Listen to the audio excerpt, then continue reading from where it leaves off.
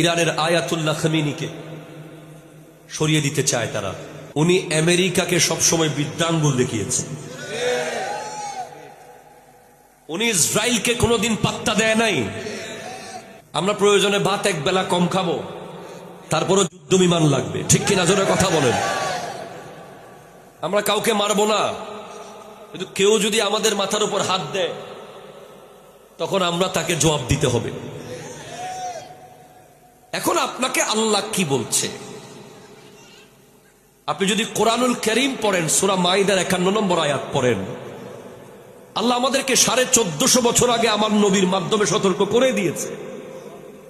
শুধু আমরা লেখাপড়া করি নাই, আমরা কোরআন শরীফ পড়ি নাই, আমরা টেন্স পড়েছি, আমরা প্রিপোজিশন পড়েছি, আমরা সেন্টেন্স পড়েছি, আমরা a+b হোল স্কয়ার পড়েছি, আমরা ডিকশনারির উপর ডিকশনারি মুখস্থ করেছি।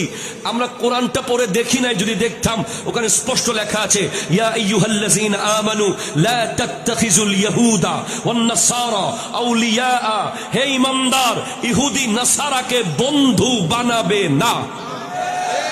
হাত তুলে বলেন ঠিক কিনা?